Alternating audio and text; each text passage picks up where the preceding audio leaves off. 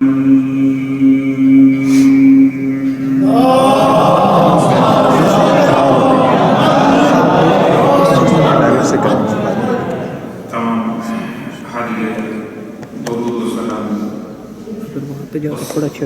کر لیا پاک پروردگار کے لیے جو مظلوموں کی حمایت بھی کرتا ہے اور ظالموں کی طاعت بھی ہے، اور تمام نبی درود و سلام و نصرات مقدسات کے لیے جن کی تعلیمات نے مظلوموں کو سر اٹھانے کا طریقہ سکھا دیا اور ظالموں کو ان کے انجام سے آگاہی عطا فرما دی۔ الحمد للہ الذی جعلنا من المتمسکین بالقرآن العظیم وجعلنا من المتمسکین بولایت العلیم بإذن ابی طالب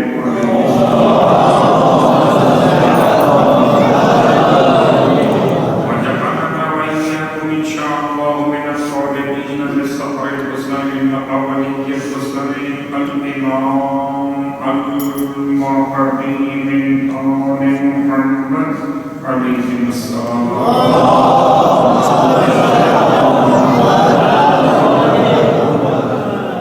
اما بعد، خدا کو لطف و کرم اس کا شکر ادا کرتے ہوئے کہ مالک نے اتنی زندگی اور عطا فرمائی کہ کل کی مجلس کے بعد آج تک زندہ رکھا، دولت اسلام و ایمان کے ساتھ ماہ مبارکہ رمضان کی بہترین ساعتوں کے ساتھ فرش بلا پر ذکر تلاوت قرآن کی توفیق برآمد فرمائی۔ اس یقین کے ساتھ کہ مالک ہم نے تو نہ طاقت تھی نہ ہمت، تو نے یہاں تک پہنچا دیا تو پہنچ گئے۔ مالک ہم میں صلاحیت نہیں ہے کہ ذکر تیرا کر سکیں تیرے حق کے ذکر کے مطابق۔ پروردگار ہمارے ناچیز سے الفاظ کو اپنی بارگاہ میں شرف قبولیت عطا فرما۔ ہم سب کو قرآن مجید سے استفادہ کرنے کی صلاحیت نصیب فرما۔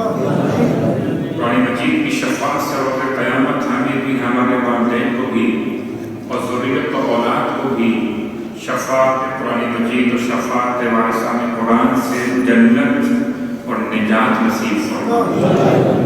صلوات پڑھیں۔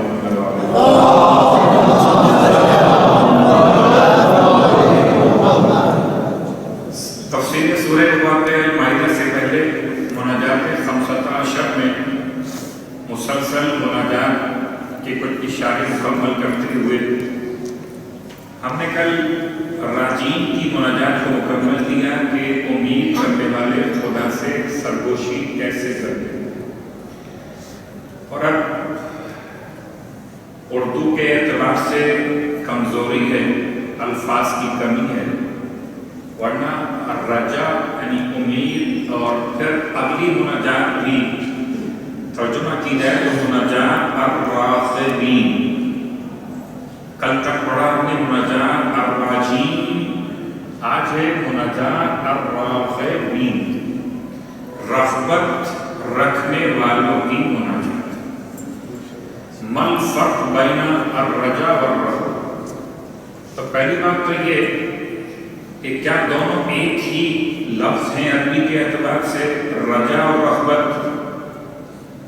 اردو میں تقریباً دونوں کے معنی کہیں کہیں جا کے بھی جاتے ہیں، امید اور لالچ، امید اور خواہش، طلب اور خواہش، امید اور خواہش یا طلب اور خواہش۔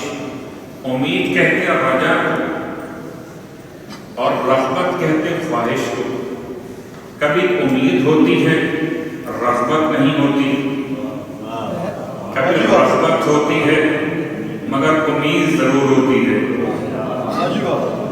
الفاظ کبھی بدل لیتے ہیں کہ امید ہو رغبت نہ ہو، یہ ہو سکتا ہے، رغبت نہ ہو امید ہو یہ ممکن نہیں۔ شاید اردو زبان کے اعتبار سے اس کو اتنا زیادہ آسان کرنا ممکن نہیں۔ چلیے کبھی مثال قائم کرتے ہیں، کبھی کبھی انسان امید تو کرتا ہے کہ گھر میں کھانا کھائے گا، رغبت رکھتا ہے کہ عمدہ کھانا کھائے گا۔ امید ہے گھر میں کھانا ملے گا، رغبت ہے اچھا کھانا ملے گا. تو امید تو پوری ہوئی، کھانا ملا، مگر رغبت نہیں تھی کہ دال پکی ہوئی تھی. گھر میں اہل خانہ نے دسترخوان لگایا تھا، آپ کا احترام کیا تھا، آپ کی عزت بجا لائے تھے، سب کچھ تھا، لیکن امید تو پوری ہوئی کہ گھر میں کھانا کھا رہے تھے، لیکن رغبت نہیں تھی دال کے اندر. رغبت تھی مسلم میں، اس کو مسلم موت کہتے ہیں. تو رغبت الگ ہے اور امید الگ ہے. کیا کہنا خدا کی ذات وہ ذات ہے کہ امید بھی اس سے اور رغبت بھی اس سے. لیکن میرے اور آپ کے معاملات میں رغبت خدا سے بہت کم ہے. امید تو خدا سے ہے، رغبت خدا سے بہت کم ہے. اس سے پہلے بھی شاید میں آپ کی خدمت میں بیان کر چکا کہ ہم اتنے زیادہ عادی ہو گئے ہیں غیر جنتی ماحول کے. ہم اتنے زیادہ عادی ہو گئے ہیں غیر جنتی ماحول کے کہ جنت میں گئے تو دل لگے گا نہیں. جنت میں اگر چلے بھی گئے تو دل لگے گا. یہاں تو 1 گھنٹہ مشکل سے کٹتا ہے بغیر غیبت کے. جنت میں پھر ہمیشہ رہنا بغیر غیبت کے کیسے ممکن ہو؟ تو ایک ہے رغبت، رغبت کیا ہے؟ ایک ہے امید، امید کیا ہے؟ اور امام سید سجاد علیہ السلام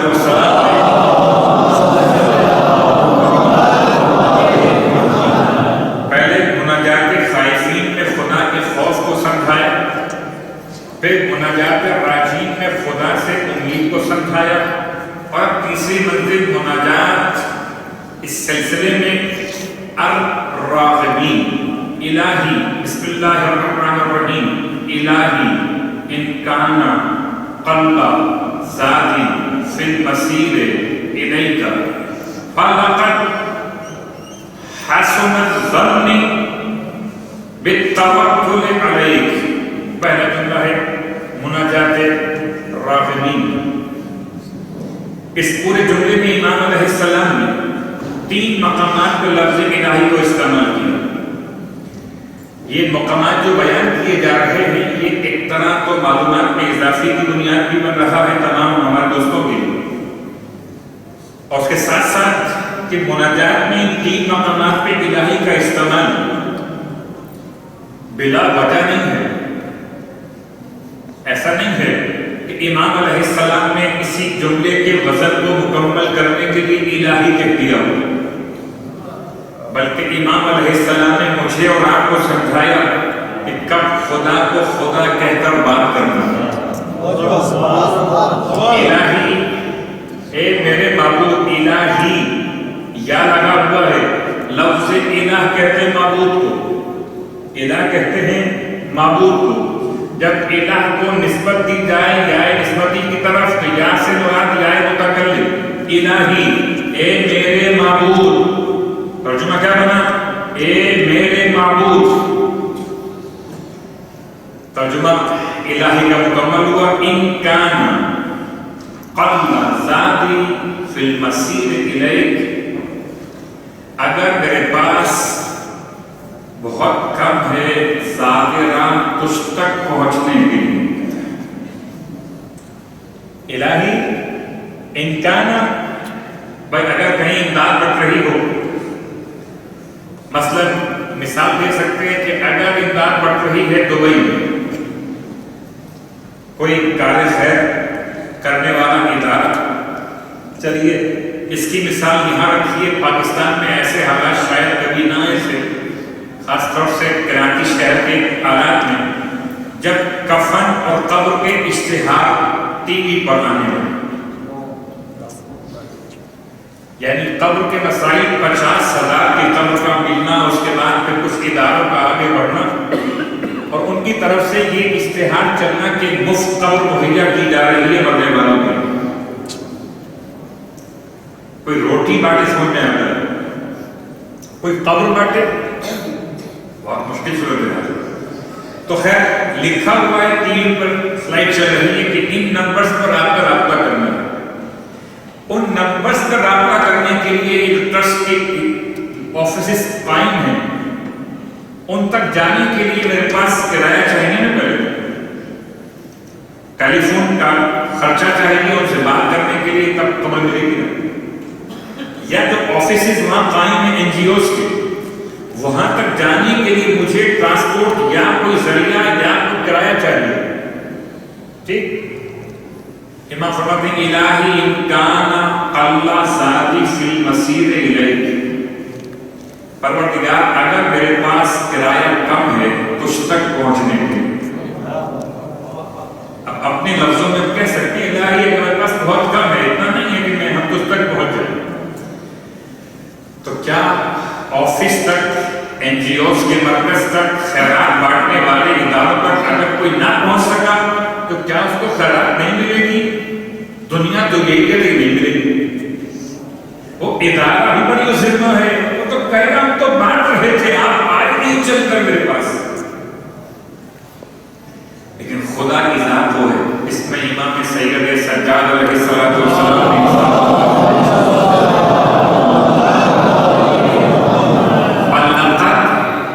حسن الظن بالتوکل علیک، پروردگار اگر ذات راہ کم بھی ہے تجھ تک پہنچنے کے لیے تو گمان اتنا اچھا ہے تجھ پر توکل کرنے میں کہ مجھے ذات راہ کی کمی محسوس ہی نہیں ہوتی. مجھے ذات راہ کی کمی محسوس نہیں ہوتی. یہ تو میں نے ترجمہ نہیں کیا بلکہ اس کو سمجھا اپنے اعتبار سے. بھائی غور کرتے ہیں فَلَقَدْ حَسُنَ الظَّنُّ بِالتَّوَکُّلِ عَلَیْکَ کا ترجمہ کیا ہوگا؟ امام کہنا کیا چاہتے ہیں؟ مثال کو ہم آسان کرتے کہ ہم پہنچنا چاہتے ہیں دبئی یا کسی ایسے مقام پر جہاں وہ امداد بانٹنے والے، ہمارے پاس کنوینس نہیں ہے، ہمارے پاس کوئی ٹرانسپورٹ ذریعہ موجود نہیں ہے، یا ہے تو یہاں سے آگے 10 منٹ تک کا ہے. مثلا دبئی جانے کے لیے مجھے چاہیے 5 درہم، میرے پاس 2 درہم ہے، چاہیے 5 ہے 2 درہم، باقی 3 اور چاہیے مجھے. تو 3 میں کسی سے مانگ کے لے جاؤں گا، تب پہنچوں گا، کوئی دن نہیں پہنچ سکوں گا.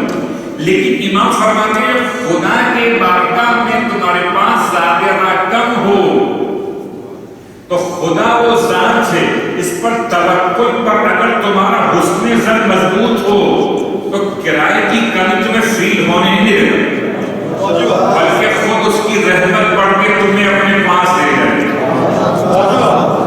جب خدا پر بھروسہ کر لے خدا اس کے لیے کافی ہو جاتا ہے. یہ مراد تھی توکل علیہ. بھروسہ تو کرو، ایک قدم تو اٹھاؤ، ایک قدم اٹھاؤ، خدا 10 قدم اٹھاتا ہے رحمت کے اعتبار سے. تو یہ مناجات راغبین کا پہلا جملہ. اور اس کے بعد امام ارشاد فرماتے ہیں اگلے پیراگراف کے اعتبار سے الہی ما بدعت، پروردگار جو تو نے شروع کیا ہے، ما بدعت جو تو نے نعمت کا سلسلہ شروع کیا ہے، من فضل کا اپنے فضل و کرم سے، اردو کی مجبوری ہے اپنے فضل و کرم سے، حالانکہ فضل الگ ہے اور کرم الگ ہے، اپنے فضل و کرم سے فَتَمِّمْهُ، پروردگار اسے پورا ہی کرنا. کیا مطلب؟ کبھی کبھی ایسا ہوتا ہے کہ آپ نے شروع تو کیا لیکن جلد بازی ایسی ہوتی ہے، بسا اوقات تو یہ انسان کے مسائل جلد بازی کی بنیاد پر اسے محروم کر دیتے ہیں. کیا مطلب؟ اتنی جلدی بچی ہوئی تھی کہ آپ نے خالی ایک پیکٹ لیا، اگلا پیکٹ میں بھول گئے، حالانکہ بانٹنے والا سلسلہ قائم کیے ہوئے تھا کہ یہ سیلیڈ ہے، اس میں رائتا ہے، اس میں کھانا ہے، اور تینوں پیکٹ الگ الگ بانٹ رہا تھا کہ آپ ایک لیجیے پھر ویٹ کیجیے، ایک اور بھی لے جاتے ہیں، ایک اور بھی لے. ایک لیا آپ نے جلدی میں نکل، تو آپ کی اور میری جلدی سے کیا ہوا کہ باقی 2 چیزیں ہم چھوڑ گئے اور اسے محروم رہے. امام فرماتے مالک جو تو نے اپنے فضل کا سلسلہ شروع کیا ہے اسے مکمل کر دے، اسے بیچ میں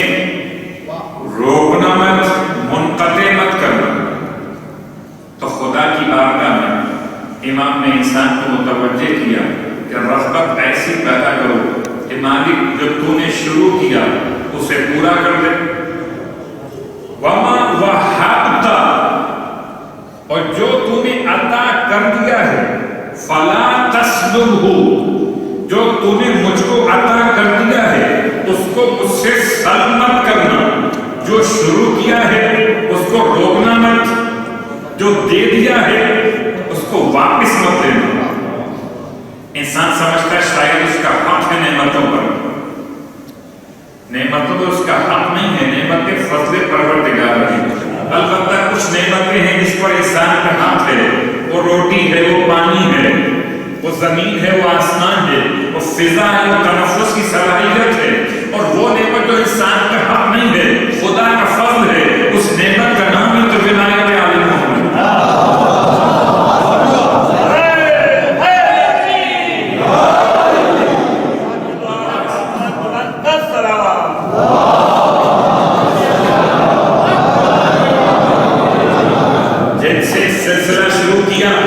چلے ساتھ ساتھ تھے نا، چلے ساتھ ساتھ تھے.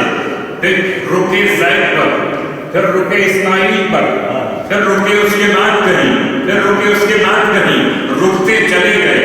جن کے لیے فضل خدا مسلسل رہا، نعمت تمام ہوئی ایمان زمان تک. سلسلہ یہ نہیں ہے کہ انسان اس کو سمجھے روزگار میں، روٹی میں، کپڑے میں، مکان میں. محمد علی محمد صلوات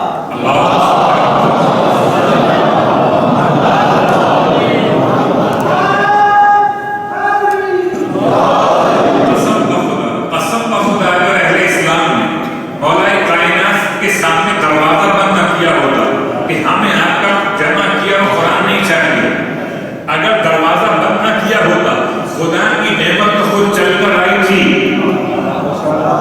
غدیر خود کے میدان میں اتر کر آئی تھی، گھروں پہ چل کر آئی تھی. دروازہ بند کر دیا تو خدا کیا کرے؟ پروردگار جو نعمت شروع کی ہے فضل و کرم سے اسے پورا کرنا، اور جو دے چکا اسے سلمت کرنا. اب ہو سکتا ہے کہ بارہ کو مانتا ہو اور پھر حق ادا نہ کرے، بعد جو نعمت سلب بھی ہو سکتی ہے. اس لیے کہ من مات ولم یعرف امام زمانہ ہی. معرفت کیا ہے؟ امام زمان تو مل گئے، معرفت کیا ہے؟ کہ نعمت کا شکریہ ہے. اگر شکریہ ادا نہ کرو گے فلا تسلبہ. اس کے بعد امام فرماتے ہیں پروردگار جو تو اپنے حلم سے چھپاتا رہا ہے اب تک میرے عیوب کو، پروردگار ان پر سے پردہ نہ اٹھانا.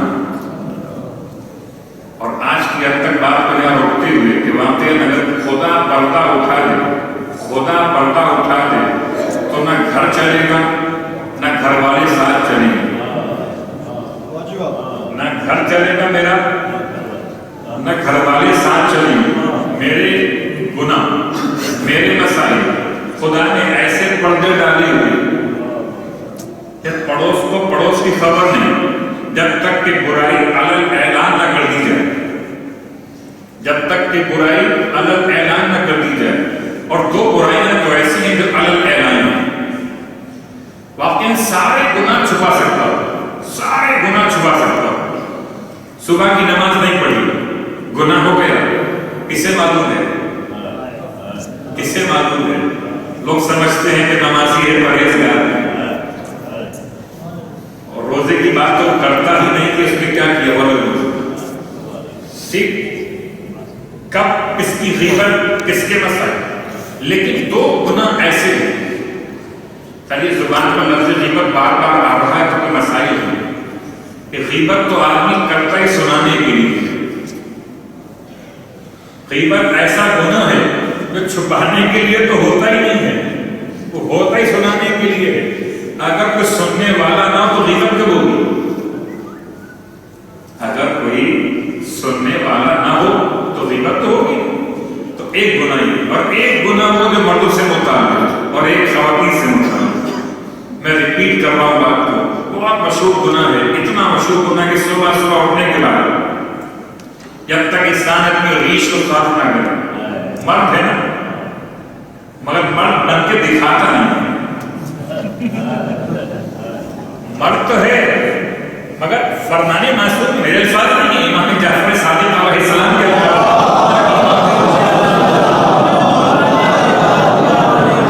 یہ داڑھی مردوں کے لیے علامت مردانگی ہے.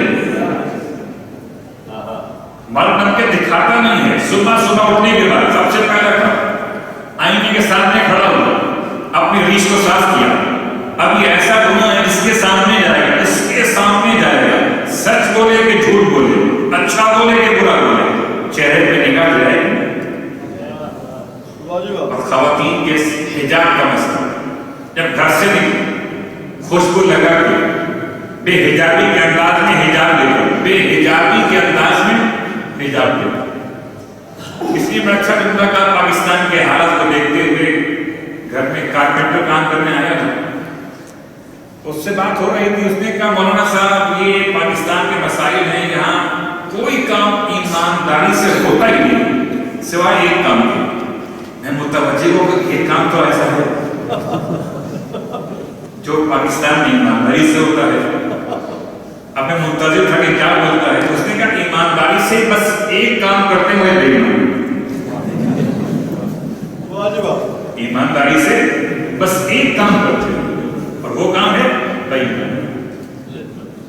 تو بات پاکستان کی ہو یا کسی علاقے کی، انسان گناہوں سے اپنے آپ کو جتنا بچا سکتا ہو اتنا بچا. اور آئیے رغبت امام نے خدا کی بارگاہ میں انسان کو دلائے. پھر آئیے رغبت کے ساتھ ساتھ اب مسائل تفسیر سورہ مائدہ سے کل ہم کچھ کہہ گئے تھے آخر میں کہ ہاتھ پاؤں کاٹنے کی بات تو کل ہو، تو آج شروع کرتے ہیں ہاتھ پاؤں کاٹنے کی بات. اگرچہ یہ اسلام کا کچھ ایسا مرحلہ ہے جو بہت زیادہ کچھ انسانی حقوق کی تنظیموں کو عجیب کرتا ہے. اس کے جواب بھی آئیں گے. 1000 سال پہلے سوال کیا گیا تھا، جواب ملا تھا، جواب ملے گا. آئیے ترجمہ. کل حضرت آدم علیہ السلام کے 2 بیٹوں کے واقعات مکمل ہوئے کہ قابیل مظلوم نے حابیل علیہ السلام کو شہید کر دیا. من اجل ذالک، اور اسی لیے خدا کہتا ہے کتبنا علی بنی اسرائیل، ہم نے لکھ دیا بنی اسرائیل پر، بنی اسرائیل کے زمانے میں لکھ دیا، واجب کر دیا. کیا واجب کر دیا علی بنی اسرائیل؟ انہ من قتل نفسا بغیر نفس، اگر کوئی شخص کسی نفس کو قتل کر دے بغیر کسی نفس کے عوض کے، قصاص اور دیت کے، اور فساد فی الارض، یا زمین میں فساد پھیلائے کہ جرم کے بغیر، جرم فساد فی الارض اور جرم قتل نفس، ان 2 جرموں کے بغیر اگر کوئی کسی نفس کو قتل کر دے فَقَأَنَّمَا قَتَلَ النَّاسَ جَمِيعًا، تو گویا کہ اس نے پوری انسانیت کو قتل کر دیا. پوری انسانیت کو قتل کر دیا. حیرت کی بات ہے، انسانی حقوق کی تنظیموں کے اگر پڑھتا تو اسلام کے خلاف زبان کھولتے، اس آیت کو پڑھتے کیوں نہیں؟ وہ چور کے ہاتھ کاٹنے پریشان ہوتے ہیں، اور پورے ملکوں کی جو مفادات تھے ان کی خوب جیب کاٹ لیتے، اس کے بھی پریشان نہیں ہوتے. اسلام کا پہلا قانون کہ جس نے ایک جان کو قتل کیا، لیکن 2 باتیں بیان کی: جان کو قتل کیا بغیر کسی جان کے بدلے، یا فساد فی الارض کے جرم کے بدلے. فَكَأَنَّمَا قَتَلَ النَّاسَ جَمِيعًا، اس نے گویا پوری انسانیت کو قتل کر دیا.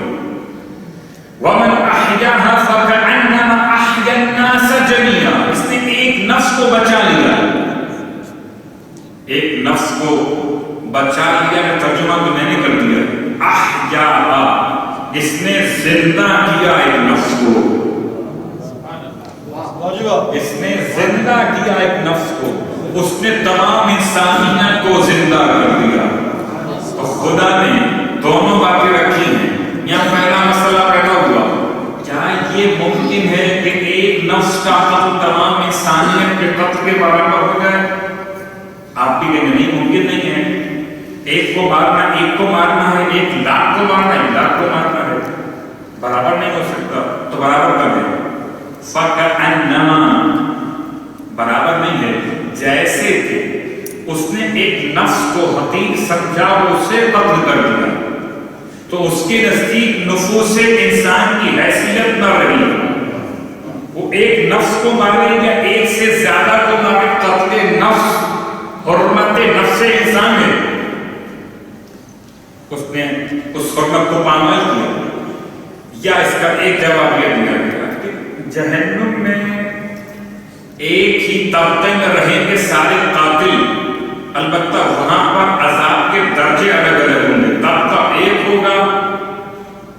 کبھی کبھی جیل میں بھی کچھ A class, B class, C class بھی ہوتی ہے، اور A اور B C کلاسوں میں پھر جو الگ الگ روم بنے ہوئے ہوتے ہیں ان کے مسائل الگ الگ. کہیں AC لگا ہوا ہے تو کہیں پنکھا لگا ہوا ہے تو کہیں پانی ٹھنڈا، کہیں پانی گرم ہے. سب B کلاس.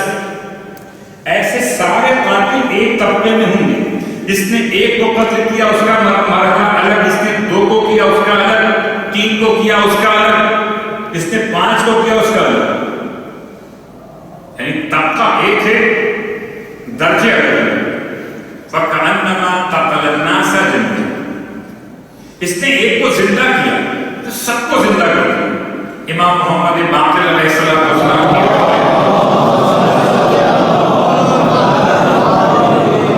اس سے عمدہ تعبیر کیا ہوگی؟ امام ارشاد فرماتے ہیں ظاہر تو آیت کا مفہوم یہ کہ قتل کرنا، انسان کو مار دینا، انسان کی جان لینا، اس کا مال چھیننا، اس کو برباد کر دینا، یہ تمام باتیں.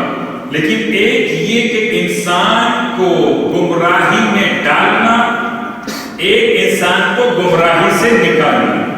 کسی نے ایک انسان کو گمراہ کیا تو پوری انسانیت کو گمراہ کرنے کے برابر جرم کیا. کسی نے اگر ایک انسان کو راہ راست پر لا کر ہدایت کر دی، اس نے ساری انسانیت کی ہدایت کا ثواب حاصل کر لیا. تو یہ ایک تعبیر اس آیت کے ذیل میں معصوم کی بارگاہ سے ادا ہوا.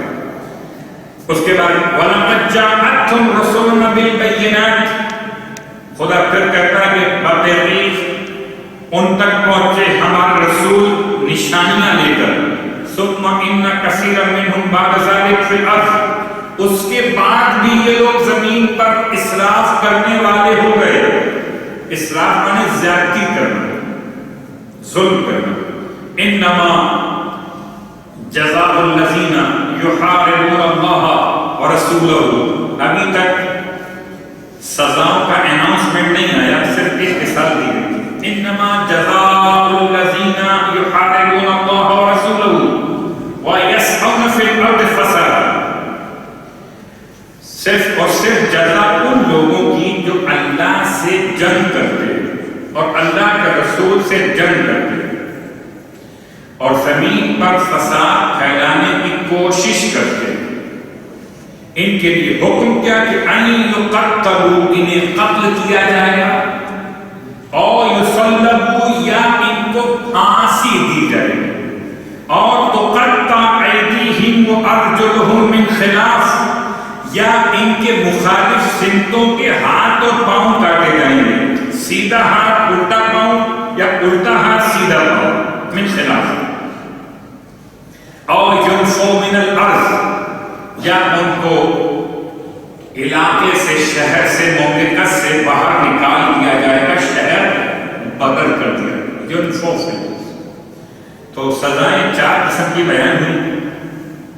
نمبر 1 قتل، نمبر 2 پھانسی کی سزا، نمبر 3 ہاتھ پاؤں مخالف سمتوں سے کاٹنے کی سزا، اور نمبر 4 شہر بدر کرنے کی سزا.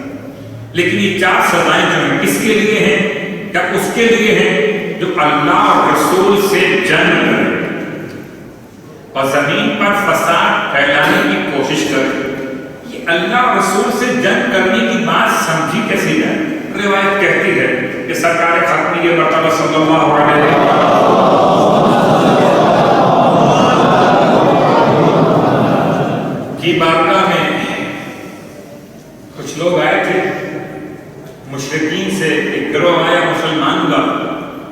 اور اس مسلمان ہونے والے گروہ میں کچھ لوگ ایسے تھے جو مدینے کی فضا میں بیمار ہو گئے. مدینے کی فضا کو راس نہ آئی تو اللہ کے رسول سے عرض کی گئی کہ آپ ہمیں کوئی انتظام کر دیں کہ ہم باہر جا کر رہے. اللہ کے رسول نے صحرائی لوگ تھے تو ان کو باہر نکال کر صحرا میں مقام دیا. یہ وہ علاقہ تھا مدینے کے باہر جہاں زکوٰۃ کے اونٹ جو مسلمانوں کی زکوٰۃ سے حاصل ہوتے تھے وہ چرائے جاتے تھے اسلامی گورنمنٹ کے اعتبار سے. اور ان کو وہاں باہر روک دیا گیا کہ آپ جا کے وہاں رہیے. تو یہ ان زکوٰۃ کے اونٹوں کا دودھ پیتے تھے اونٹنیوں کا. اور اس کے بعد جب ٹھیک ہو گئے آب و ہوا راس آ گئی تو اب لگ کے کرنے بدماشی کیا کرنے لگے کہ اس کو مارا اس کو پکڑا اس کو توڑا. ہاں جیسے کوئی بچہ اگر غصے میں آ جائے گھر کی تمام چیزیں توڑ پھوڑ دیتا ہے. انہوں نے کیا کیا جو محافظ تھے جو اونٹ چلانے والے رسول کے نمائندے یا جاب کرنے والے تھے ان کے اونٹوں کے حوالے سے ان میں سے لوٹا مارا قتل کیا. لوٹ مار آنکھیں نکالی ہاتھ پاؤں کاٹ دیے ان کے. ان اونٹوں کی نگرانی کرنے والوں کے ہاتھ پاؤں کاٹ دیے پاس کی آنکھیں نکالی. اونٹوں کو چرا لیا مال لوٹ لیا جو مال ان کے پاس تھا. یہ خبر جب اللہ کے رسول تک پہنچی ہے تو آپ نے پھر مولائے متقیان کو روانہ کیا. اور مولائے متقیان جب روانہ ہوئے تو یہ خبر ملتے کے ساتھ وہاں سے بھاگ لیے. ویسے تو مولا کو دیکھ کے سب بھاگتے ہی تھے تو پھر بھی بھاگنے ہی والے تھے. چور بھی تھے ڈاکو بھی تھے قاتل بھی تھے اور ظالم بھی تھے. بھاگ کر یمن کی طرف گئے. کہاں ہے یمن کی طرف.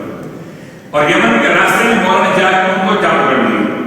اب ان کے ساتھ جو ہونا ہے کیوں ہونا ہے کہ انہوں نے جیسا کیا ویسا کیا جائے تاکہ کسی کو پھر فساد فی الارض کی لوٹ مار کی ڈاکے ڈالنے کی ہمت نہ ہو. ٹھیک. ان کے ساتھ یہ 4 مسائل کا اناؤنسمنٹ ہوا کہ 4 سزائیں ان کے لیے تھی کہ ان میں سے بعض کے لیے قتل ہے بعض کے لیے پھانسی ہے بعض کے لیے ہاتھ پاؤں کا کاٹنا مخالف فرقوں سے اور بعض کے لیے شہر بدل کرنے میں. بالکل ایسے اب قاضی کو اختیار ہے کہ جیسے چاہے ان کے لیے سزا معین کرے ان 4 سزاؤں میں سے. تو اللہ کے رسول نے مولا کو روانہ کیا. وہ پکڑے گئے. ان کے ساتھ وہی کیا گیا جو انہوں نے کیا تھا رسول خدا کے اونٹ چلانے والے ملازمین کے ساتھ. آنکھیں نکالنے کا مسئلہ ہاتھ کاٹنے کا مسئلہ آنکھیں نکالنے کا اس میں تذکرہ نہیں ہے. اور یہاں میں آپ کی خدمت میں جملہ کہ شاید وہ جو مدینے میں وادی جن کے نام سے ایک علاقہ مشہور خامخواہ ہو گیا ہے. وادی جن کچھ لوگ تو زیادہ کم کرتے ہیں پوچھتے ہیں وہ وادی جن کہاں پر ہے. بڑا شوق ہے لوگوں کو جنوں سے ملنے کا. خالی اگر آواز سننے جن کی تو مشکلات میں پڑ جائے. تو وادی جن تقریباً مدینے سے باہر تو نہیں اب اندر ہی ایک ایسی جگہ ہے جس میں کشش سفر ایسی زمین پر کہ وہاں گاڑی بالکل آف کر دیں انجن کو تو گاڑی چلتی ہے بغیر انجن کے. اور میں خود گاڑی میں بیٹھ کر ساتھ ڈرائیور کے یہ دیکھ کر آیا کہ میں سامنے سے گاڑی آف کی اور گاڑی اسٹارٹ جو چل رہا بغیر انجن اور 120 کلومیٹر کی اسپیڈ تک گئی. Engine of. Engine of. دوسری بات پانی ڈال کر دیکھا گیا اس علاقے میں تو اندازہ ہوا کہ پانی ہمیشہ نشیب کی طرف آتا ہے فراز سے. وہاں الٹا مسئلہ ہے. نشیب سے جاتا ہے فراز کی طرف. کشش کا مسئلہ. یہ تو خیر بات تھی لیکن وہاں مشہور کر دیا کہ وہاں پر جن رہتے تھے. تو جنوں کو کوئی اور کام نہیں سوائے گاڑی چلانے. یہ کوئی عجیب سی بات لگتی ہے کہ وہاں پہنچ کے لوگ ڈھونڈتے زیارت کریں. کوئی زیارت نہیں. اس کا واقعہ بعض انہوں نے بیان کیا کہ اللہ کے رسول کی بات میں کچھ لوگ آئے تھے اور ان میں سے ایک آدمی بیمار پڑ گیا. وہ اس مقام پر رکا تھا. باقی لوگ رسول کی بات ساتھ رسول اللہ ساتھ میں ایک اور بھی آیا تھا بیمار ہو گیا ہے تو آپ نے اچھا میری اونٹنی لے جاؤ, میری اونٹنی لے جا کے اس کو اونٹنی کا تازہ دودھ پلاؤ, ٹھیک ہو جائے گا. تو اونٹنی مدینے سے لے کر وہ چلے اس مقام تک پہنچے جہاں آج بات کیجیے اور صرف پلائے اونٹنی کا دودھ اور ٹھیک ہو گیا. اب جب ٹھیک ہو گیا تو نیت خراب ہو گئی, جیسے ٹھیک ہو گیا تو نیت خراب ہو گئی کہ اونٹنی کو کون واپس لے کے جائے گا رسول کے پاس, اس کو ساتھ کے نکلتے ہیں.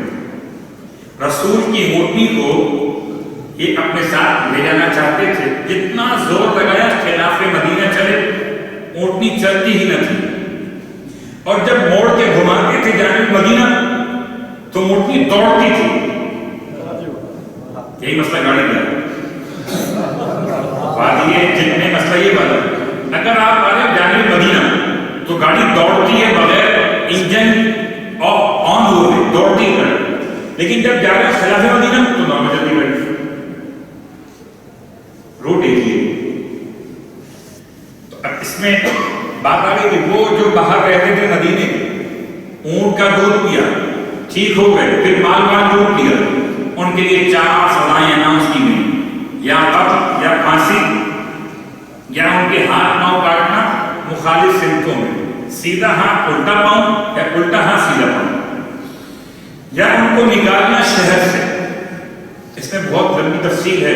شہر سے نکالیں کہاں جائیں گے, ایک اور شہر میں, جہاں جائیں گے وہاں اناؤنسمنٹ جائے گا, ان سے بات مت کرنا, ان کو کھانا مت دینا, ان کو لڑکی مت دینا, ان کی لڑکی مت دینا. تو شہر بدر کا مطلب خالی یہ نہیں ہے کہ شہر سے باہر نکال دیا, یدفع قابل نفرت بنا دینا. اس کے بعد ذالک لہم خزی فی الدنیا ولہم فی الآخرۃ عذاب عظیم. یہ تو ان کی دنیا میں رسوائی تھی اور آخرت میں عذاب عظیم اس کے سوا. دنیا کی سزا آخرت کے عذاب کو ختم نہیں. الا الذین تابوا من قبل ان تقدروا علیہم, سوائے ان لوگوں کے جو آپ کے کنٹرول میں آنے سے پہلے ہی توبہ کر لیں, پکڑے جانے سے پہلے توبہ کر لیں. ان کی توبہ معلوم کیسے ہوگی, جب وہ کسی کے سامنے ظاہر کریں یا آئندہ گناہ کرنا چھوڑ دیں. فَاعْلَمُوا أَنَّ اللَّهَ غَفُورٌ رَحِيمٌ, جان لو کہ اللہ بخشنے والا بھی اور رحم کرنے والا بھی. اور آج اب ہم پہنچے ایسی آیت تک جو ایک بہت اہم ترین آیت قرآن مجید کی, اور ایک بڑا مشکل موضوع ہے مگر صاحبان ایمان کے لیے بڑا عمدہ موضوع. یا ایھا الذین آمنوا اتقوا اللہ, اے صاحبان ایمان اتقوا اللہ. ترجمہ کیا ہے اس کا, اللہ سے ڈرو. یہ ترجمے بہت کیے گئے, لکھے ہوئے مقاصد, لیکن بعض علماء نے بہت پیارا ترجمہ کیا ہے, بہت خوبصورت ترجمہ کیا. نہ ڈرو نہ بھاگو, نہ خوف کرو اللہ سے, اللہ کی پرواہ کرو, اللہ کی پرواہ کرو. کیا مطلب, کبھی اس پہ غور کیجیے گا جملے پر, اللہ کی پرواہ کرو مطلب کیا ہوگا کہ اگر آپ کے والد سامنے کھڑے ہوئے ہوں اور آپ ذرا اونچی آواز سے بات کریں تو لوگ کہتے ہیں والد کی خیال کرو, والد کی پرواہ کرو. ایسے ہی خدا کا مقام اور احترام سمجھو, اس کی مخالفت کرتے اس کی پرواہ کیا. یا ایھا الذین آمنوا اتقوا اللہ, صاحبان ایمان اللہ کی پرواہ کرو, اللہ کا خیال کرو. وابتغوا الیہ الوسیلہ, پہلا مرحلہ مومن ہو, دوسرا مرحلہ متقی ہو, پھر بات وسیلے کی آتی ہے. جو مومن متقی کا وسیلہ کیا سمجھے, تو خاک تو چاٹ سکتا ہے, خاک چوم نہیں سکتا. زمانے بھر کی خاک چاٹ سکتا ہے, جو کربلا کی خاک چوم نہیں سکتا. اس لیے کہ وسیلے کے لیے شرط 2 باتیں ہیں, ایک کا نام ایمان ہے, ایک کا نام تقویٰ ہے. اس لیے ان کی سمجھ میں آتا نہیں ہے وسیلہ, جن کا نہ ایمان ہے نہ جن کے پاس تقویٰ ہے. تو یا ایھا الذین آمنوا اتقوا اللہ وابتغوا الیہ الوسیلہ. اب وسیلہ کیا ہے, یہ بہت لمبی بحث ہے، شاید آج شروع ہوئی ہے تو آج ختم تو نہیں ہوگی. خالی صرف ایک جملہ آپ کی خدمت میں عرض کر دوں. کتاب کا نام وفاء الوفا. علامہ سبودی علیہ الرحمہ نے کتاب لکھی. سرکار خاتمی مرتبہ صلی اللہ علیہ وسلم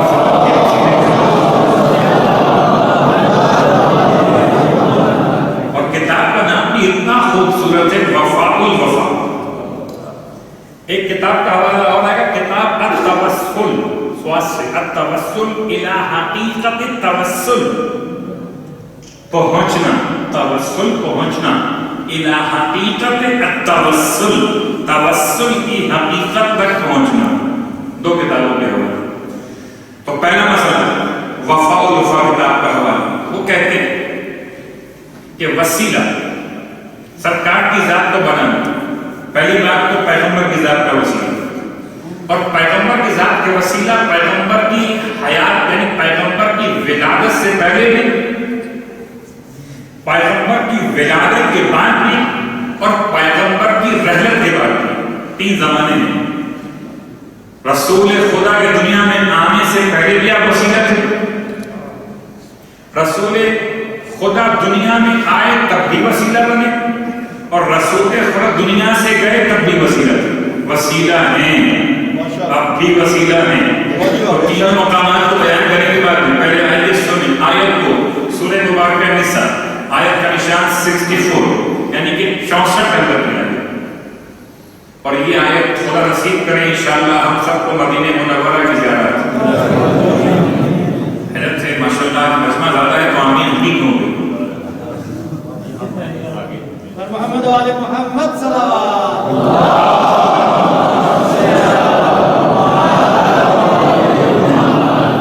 اللہ کے رسول کے روزے کی زیارت خدا ہم سب کو نصیب کرے. ارے تو اذان کے بعد کی دعا تو یاد ہے نا، وجعلنی عند قبر نبیک محمد صلی اللہ علیہ وآلہ مستقرا وقرارا برحمتک یا ارحم الراحمین. ٹھکانہ نہیں مانگ رہے ہیں آپ تو کسی اور کا ٹھکانہ ہو تو کیا کریں گے. وجعلنی عند قبر نبیک، وجعلنی عند قبر نبیک، قرار کے میرے لیے اپنے نبی کی قبر کے پاس. کوئی مسلمان اس طرح کی دعا نہیں مانگتا سوائے مومن کے. وجعلنی عند قبر نبیک. اور اب آئیے پیغمبر کی زیارت کا جملہ اور یہی آیت کا حصہ. وَإِذْ وَلَوْ أَنَّهُمْ إِذْ ظَلَمُوا أَنفُسَهُمْ جَاءُوكَ فَاسْتَغْفَرُوا اللَّهَ وَاسْتَغْفَرَ لَهُمُ الرَّسُولُ لَوَجَدُوا اللَّهَ تَوَّابًا رَحِيمًا. اور وہ کہ جنہوں نے اپنے نفسوں پر ظلم کیا، پیغمبر اگر چل کر تیرے پاس پہنچ جائیں اور تیرے پاس پہنچ کر فاستغفر اللہ، اللہ سے مغفرت کا سوال کریں، واستغفر لهم الرسول، اور رسول بھی ان کے حق میں دعائے مغفرت کر دے، لوجدوا اللہ توابا رحیما، تو وہ پائیں کہ اللہ کو بہت زیادہ توبہ قبول کرنے والا اور رحم کرنے والا. آیت کہتی ہے گناہ گار نے گناہ کسی علاقے میں کیا اور جب گناہ کرنے کے بعد بخشوانے کا خیال ہے تو چل کر رسول کے پاس پہنچے، چل کر رسول کے پاس پہنچے اور رسول کے پاس پہنچ کر خدا سے مغفرت طلب، اور خدا اس کے لیے مغفرت توبہ قبول کر فرمائے. پیغمبر بھی اس سے راضی ہوں اور اس کے لیے دعائے مغفرت فرمائے. یہ آیت ہے، زیارت کا حصہ بھی ہے. اور مولا کائنات علی بن ابی طالب علیہ السلام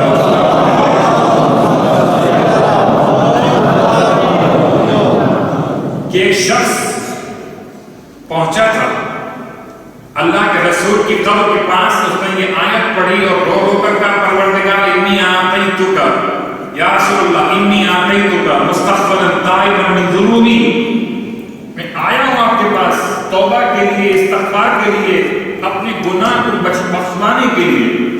آپ سے دعا کیجیے مجھے بخش دے. قبر پیغمبر سے آواز آئی یا تجھے خدا نے بخش دی, یا تجھے خدا نے بخش دی.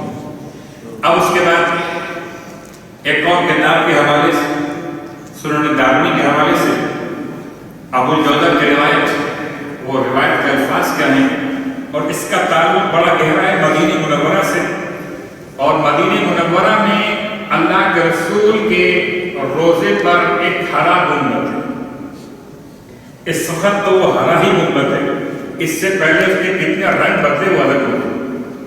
ہرا گنبد جس پر غالباً یہ جو سال گزرا ایک ویڈیو آپ کو ملی ہوگی واٹس ایپ پر یا دیگر ایپلیکیشنز پر, جو جناب وہاں پر ریڈ ہو گیا اوپر سے اور لوگ لبیک یا مصطفیٰ لبیک یا مصطفیٰ کے نعرے لگا رہے ہیں. اور یہ واقعہ لوگ کوٹ کر رہے تھے جناب اولا جناب سیدہ کی شہادت کی تاریخ کے اعتبار سے. گنبد سرخ ہو گیا. حالانکہ جب میں نے مدینے پہنچ کر وہاں کے صاحبان ایمان سے اس موضوع پر بات کی تو کہتے ہیں مولانا صاحب ایسا تو کوئی واقعہ پیش نہیں آیا. پھر میں نے بہت خود غور کیا تو معلوم ہو کبھی کبھار روشنی اس انداز سے گنبد پہ پڑتی ہے یا اس اینگل سے انسان کھڑا ہو تو گنبد پر سرخ آلہ دکھائی دیتا ہے. خیر یہ الگ موضوع. ایک گنبد پر ایک نشان ہے. اس پر انٹرنیٹ پر بعض لوگوں نے یہ ڈالا ہوا کہ اوپر ایک شخص چڑھنے کی کوشش کر رہا تھا, وہ چپک کے اب تک چپکا ہوا. لا حول ولا قوت الا باللہ. یہ چپکنے والے اصل چھوٹے نہیں جی. اور یہ آج کے دور میں جدید علوم کے ساتھ یہ باتیں اس کا تعلق عقل سے نہیں ہے. آئیے اس کے پس منظر میں کیا ہے وہ سن لیجیے کہ خدا کبھی آپ کو مدینے پہنچائے تو یہ بات یاد رہے کہ جب آپ کھڑے ہوں گے ایسے کہ آپ کی کچھ جانب قبلہ ہو اور سامنے آپ کے مسجد کی محراب باہر کھڑے ہوئے, مسجد کے باہر کھڑے ہوئے, اور ہر گنبد سامنے آپ کے رائٹ پہ, تو رائٹ پہ آپ گنبد کے بالکل اوپر جو لگا ہوا سنہرے رنگ کا تاج, جیسے آپ کے پہنے لگا ہوا تاج لگا ہوا, اس کے بالکل نیچے سمت قبلہ ایک ڈارکنیس آپ کو فیل ہوگی. کچھ اندھیرا سہارے گنبد پر فیل ہوگا چھوٹے سے ایریے. یہ اصلاً روشن دان ہے. روشن دان مینس یعنی ونڈو. ایسی ونڈو کو روشن دان کہتے ہیں جو چھت میں کھولی جائے. ٹھیک, اس کا تعلق روایت سے ہے کہ جب اللہ کے رسول مرحلت فرما گئے یا شہید کر دیے تو مدینے میں قحط پڑ گیا تھا اور امت نے اہل بیت کو تو بائیکاٹ کیا ہوا تھا. اہل بیت سے رشتہ توڑا ہوا تھا. ازواج کے پاس گئے دروازے زوجہ رسول پر, اور جناب عائشہ سے کہا گیا کہ آپ بتائیں کیا کریں, مدینے میں بارش نہیں ہوئی. تو انہوں نے بتایا امت کو کہ ایسا کریں آپ لوگ کہ رسول خدا کی قبر اس حجرے کے اندر ہے, اس کی چھت میں ایک سوراخ کر دیں تاکہ قبر پیغمبر زیر آسمان ہو جائے. قبر پیغمبر زیر آسمان ہو جائے. جیسے یہ سوراخ دیا گیا خدا کی رحمت کو جوش آیا اور مدینے پر کھل کر بارش ہو گئی. جیسے روشن دان کھولا گیا چھت کے اندر, پیغمبر کی قبر جس حجرے میں تھی اس میں چھت میں سوراخ کیا گیا تاکہ پیغمبر کی قبر زیر آسمان ہو جائے. جیسے ہی سوراخ کیا گیا ویسے ہی خدا کی رحمت کو جوش ہوا. اللہ اکبر. قبر محمد پر خدا کی رحمت کو وسیلہ بن جائے جو آل محمد و وسیلہ نہ بنے کیسے ہو. اتنی بارش ہوئی یہ سارے مسائل حل ہو. اس کے بعد سے یہ بنایا گیا نظام ایسا کہ تعمیرات ہوتی گئی مگر حجرہ رسول میں جو چھت تھی اس میں ایک یادگار رکھی گئی اور اسی یادگار کا اب تعلق ہر گنبد سے ہے. اب کوئی کہے کہ آدمی چڑھا تھا, چڑھ کے چپٹ گیا, کیا لگنے گیا تھا, اب تک لگا ہوا ہے. یہ سب باتیں خرافات ہیں یا عالم علم کا مشورہ.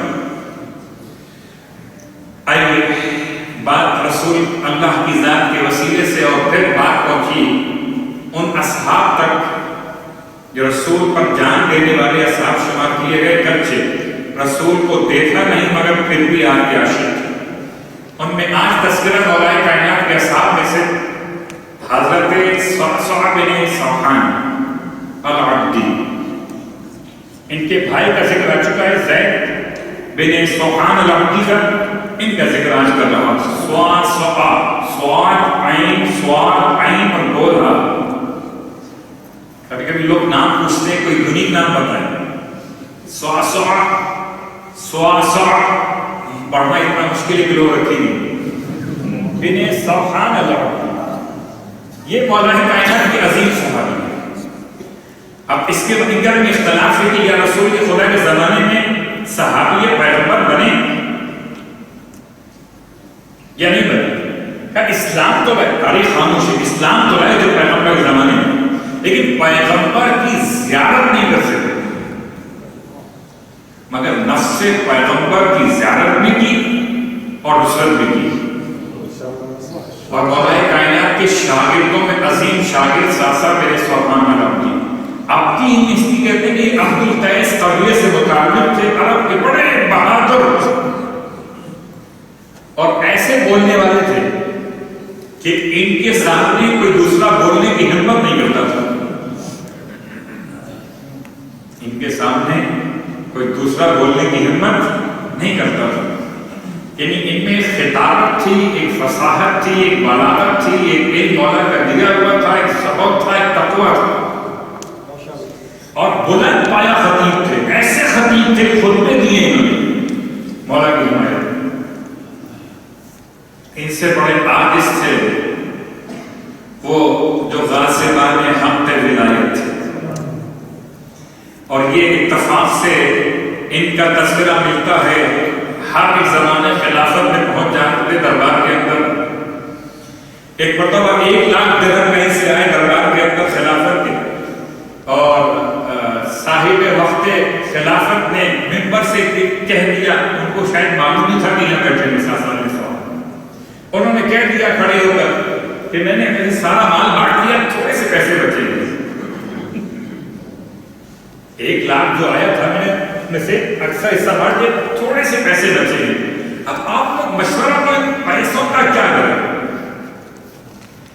یہ مسجد میں خلیفہ وقت کا خطبہ تھا اور نیچے بیٹھے ہوئے افراد میں صعصع بن صوحان جو نوجوان تھے، نوعمر تھے، کھڑے ہوئے کہنے لگے کہ مشورہ اس کام میں کیجیے سرکار جس میں کتاب خدا کا حکم موجود نہ ہو. مشورہ اس کام میں کیجیے جس کام میں کتاب خدا نے کوئی حکم نہ لگایا ہو. تو کتاب خدا کا حکم موجود ہے، آپ ویسا کیجیے، میں خرچ کیجیے اس کو. شرمندہ ہو گئے، اور شرمندہ ہو کر کیا جملہ کہا ہے، سبحان اللہ. کتاب کا نام استیعاب کا حوالہ ہے. وہ جملہ کہا صعصع بن صوحان کے لیے، کہتے ہیں تم سچ کہتے ہو، کیا کہنے تمہارے، تم مجھ سے اور میں تم سے. اور دربار میں صعصع بن صوحان سے خلیفہ دور کا جملہ تھا کہ تم مجھ سے ہو اور میں تم سے. اب یہ وضاحت اپنے مقام پر ہے، لیکن بہرحال صعصع بن صوحان کا علم عبداللہ ابن عباس کے علم سے اگر پڑھا ہوا نہ کہوں تو کم بھی نہیں کر سکتا. کیونکہ عبداللہ ابن عباس انہیں کہتے تھے بات کرو علم عرب، ایک عرب کے علوم کے شگافتہ کرنے والے. اور یہ ایسے تیز زبان تھے بولنے والے. ایک مرتبہ حاکم شام کے پاس چلے اور حاکم شام کے پاس عمرو بن العاص بیٹھا ہوا تھا. اور حاکم شام نے دیکھا ان کو آتے ہوئے کہا ہم اسے کہ اب ان کو بھی جگہ دو، تخت پر بیٹھنے کی ترابی آ گیا ہے. جو الفاظ یہ روایت کہ وہ ترابیہ یعنی ترابی شخص یعنی مٹی والا نسبت مولا کی بات تھی مٹی والا آ گیا خاکی بندہ آ گیا ہے تو برجستہ جواب ہاں جی میں تراب سے پیدا ہوا اور تراب کی برکت سے نجات ہوں اتنے برجستہ تھے اتنا بولتے تھے کہ ان کے سامنے بولنے والے خاموش ہو جاتے انہیں خطیب متکلم کے نام سے لوگوں نے پہچانا مولا کے بڑے عاشق جتنی جنگیں مولا نے لڑی گئی جنگ جمل جتنی جنگیں مولا سے لڑی گئی ہر جنگ میں شامل جمل ہو کہ صفین ہو کہ لہربان کسی نے کہہ دیا تھا کہ یہ کہاں لڑیں گے یہ تو خطیب ہے خالی غصہ آ گیا تھا فرماتے تھے کیا تم بھول گئے کہ جنگ کے جبل میں اگر تم ہوتے دیکھتے ہم نے کیسے نیزے چلائے تھے کیا تلوار چلائی تھی تو ان کے شاگرد بھی یہ امام کے شاگرد ان کے کچھ خطبات بھی ان کے کچھ علمی جو میراث سروائے بہت کچھ ہے کے بارے البتہ تمام باتوں کے ساتھ تھے مولا کے بڑے عاشق تھے اور ان کے بارے میں تو سب سے زیادہ بہترین کلام امام جعفر صادق علیہ السلام ارشاد فرماتے مولا کائنات کے اصحاب میں کوئی ساسا بن سوہان کی طرح صاحب معرفت نہ تھا اللہ جتنا صاحب معرفت ساسا بن سوہان تھا مولا کی قدر و منزلت کے اعتبار سے اور اس میں کوئی شک نہیں کہ بیمار پڑ گئے ساسا بن سوہان تو مولا کائنات ان کی بذات اسی کو پہنچے ان کے گھر گئے ان کی عیادت کی اور ساسا بن سوہان سے مولا نے جملہ فرما دیا کہ ساسا میں تمہارے گھر آیا ہوں اب لوگوں کے سامنے اس کو بیان کر کے اپنی فخر کا باعث نہ بنانا ساسا بن سوہان کو مولا پہچان کے بھی جملہ استعمال کرے گا بعد کہ مولا میرے گھر پر رہے خطیب ہے نا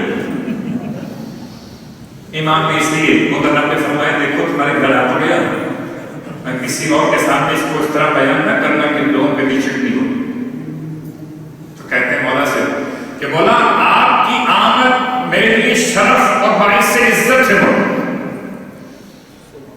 امام سے محبت کا مقام تھا کہ جب تک مولا کی خدمت کر رہے مولا کی طرف سے بولنے والے رہے ان سے کہا گیا تھا منبر پہ جا کر مولا کائنات پر سب کرو اب اس سے حاکم کہتا ہے کہ علی ابن ابی طالب پر سب کرو تو اس پر سب ہو اور سب مل کر اس پہ سب کرو اب ممبر سے اتر گئے حاکم شام کا معاویہ کہتا ہے یہ تو کبھی علی کو برا کہے گا نہیں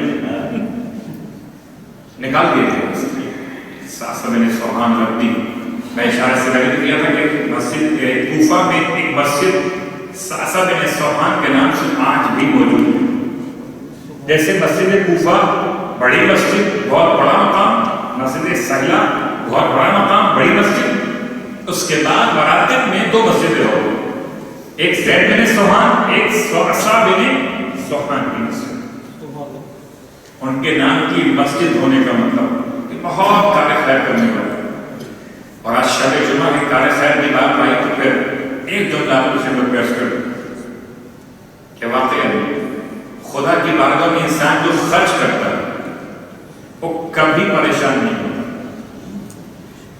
خدا کی بارگاہ میں خرچ کرنے والا دام درہم سخن اور ماہ مبارک رمضان ہے تو ساسا بن سوہان بھی امام کے نام پر بہت خرچ کرتے تھے جو امام کے نام پہ سوال کرتا تھا بس آپ کی خدمت میں اتنا عرض ہے کہ جتنا ہو سکے آج میں کل آپ کل کوئی اور ہم ساتھ میں چلے جائیں رہ جائے گا سب کچھ یہیں پر البتہ اس میں کوئی شک نہیں کہ عام انسان مرتا ہے تو عام انسان کا مرنا ایک عام مومن کا انتقال ایک عام مومن کا انتقال ہے افسوس ہے رحلت پر انا للہ ہونا چاہیے لیکن اگر کوئی عالم باعمل خطابت اور فصاحت رکھنے والا انتقال کر جائے تو موت العالم موت العالم، ایک عالم کی موت ایک عالم کی موت۔ اس منبر سے ابھی اسی سال میں آپ کے سامنے خطابت کے فرائض انجام دے کر جانے والے کون سے ایام تھے؟ ایام شہادت جناب سید، اور ان ایام میں مولانا سید ہاشم رضا جعفری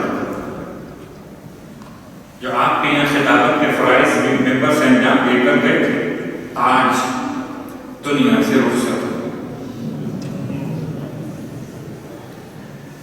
بڑے طویل عرصے تک غالباً رجب شعبان کے دونوں مہینے ایسے گزرے تھے کہ وہ اس حالت میں تھے کہ نہ ہوش تھا نہ حواس تھے، اسے کہتے ہیں کوما میں چلے گئے تھے، اور مسلسل اسی حالت میں خدا کی رحمت سے متصل ہوئے۔ موت العالم موت العالم۔ کسی مومن کے انتقال پر شیطان کو اتنا پریشانی نہیں ہوتی، اتنی زیادہ اس کو خوشی نہیں ہوتی، ٹھیک ہے مومن پر گئے، لیکن کوئی عالم اگر پر جائے تو شیطان بڑی خوشی مناتا ہے کہ ایک بہت بڑا رکاوٹ اس کے راستے میں تھی دور ہو۔ آپ فرماتے ہیں سالوں میں اسلام ایک عالم کے بننے سے اسلام میں ایسا رخنا پیدا ہو جاتا ہے اس سے کبھی پڑ نہیں کیا جا سکتا۔ سید کی خدمات ان کی خطابت ان کا چہرہ نورانی چہرہ نگاہوں میں رہے گا، لیکن بات بڑی آسان سی کہ پردیس میں انتقال کیا، مسقط میں تھے انتقال کیا، لیکن کتنے پورے دنیا بھر میں خبر پھیلی، اور جہاں جہاں دین کی خدمت انجام دی تھی وہاں سے لوگوں نے فاتحہ اور تلاوت قرآن اور اس کے ثواب کے لیے ابھی سے کام شروع کر دی۔ یہ حسین کا ماننے والا عمل ہے، خدا نہ کرے کہ پردیس میں ایسے مر جائے جیسے زہرا کا لال کربلا۔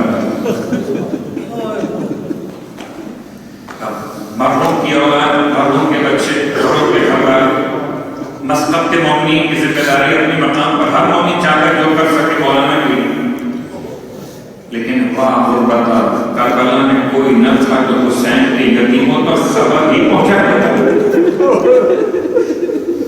ہمارے اصول کیا ہے؟ جب کسی کا انتقال ہوتا ہے تو اس کے بچوں کو خبر پہنچانے کے لیے طریقے اختیار کیے جاتے ہیں، اور آج راستے بول دیتے ہیں تمہارے بابا کا انتقال ہو گیا، بلکہ کچھ ایسا ماحول بناتے ہیں جس سے وہ سمجھ جائے، اور اگر سر پہ ہاتھ رکھنے والا بچہ ہو تو سر پہ ہاتھ رکھتے ہیں، سینے سے لگاتے ہیں، وہ 40 سال کی سکینہ رونے والا جس کا بتانے والا کوئی نہیں ہے کہ حسین شہید ہو گئے، کہ میدان کربلا سے کوئی خیمے کے اندر آیا نہیں ہے کہ آپ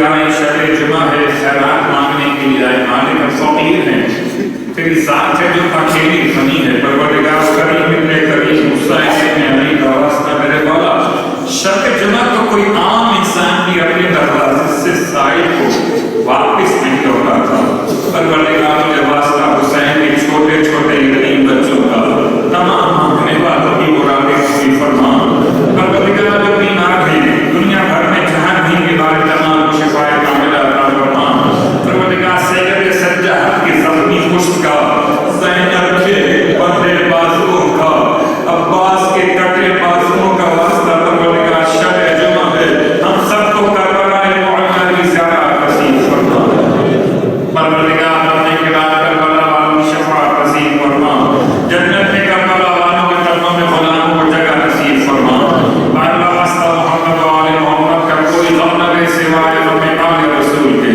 اللہ واسطہ محمد و آل محمد کا میرے مالک اور روز قیامت جب شدید ترین پیاس لگی ہوگی اور کوئی پانی پلانے والا موجود نہ ہوگا پروردگار تجھے سکینہ کے سوکھے ہونٹوں کا واسطہ اصغر کی سوکھی زبان کا واسطہ اکبر کے شدت پیاس کا واسطہ آقا حسین کی سوکھی رگوں کا واسطہ ہم گناہگاروں کو ساقی کوثر کے ہاتھوں آب کوثر نصیب فرما دینا اے پروردگار روز قیامت جب کوئی سایہ کسی کے لیے نہ ہوگا تجھے حسین کی لاش پہ گور و کفن کا واسطہ پروردگار وہ آپ جو دھوپ میں رہی سال بھر حسین کی محبت کرنے والی اس عظیم خاتون کا واسطہ پروردگار روز قیامت جب کوئی سایبان کسی کے لیے نہ ہو ہمیں لوائے حق کا سایہ نصیب فرما پروردگار بہت گناہگار ہیں نیکیاں بہت کم ہیں میرے مالک جب روز قیامت کوئی پرسان حال نہ ہو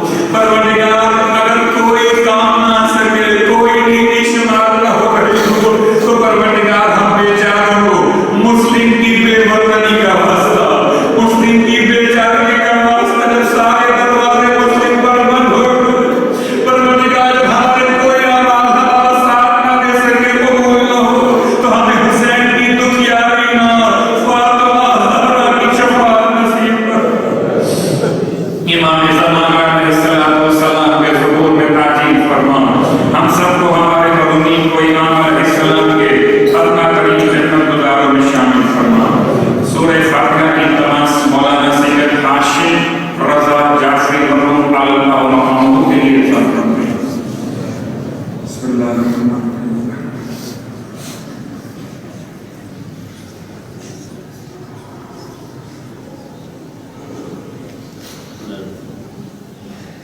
اور سورہ فاتحہ کی تمام آج کے افطار کا انتظام فیملی کی جانب سے تھا فاضلانی فیملی اور ویرجی فیملی کے مرحومین کے لیے اور جو نام میرے پاس اور بھی آئے ہیں مرحومہ کا ایک اور مرحومہ کا ان کے لیے اور دو نام مرحومین کے آئے ہوئے تمام مرحومین کے لیے تمام ارواح مومنین مومنات کے ساتھ تمام شہدائے ملت کو یاد فرماتے ہوئے ارشاد فرما دیجیے سورہ فاتحہ بسم اللہ الرحمن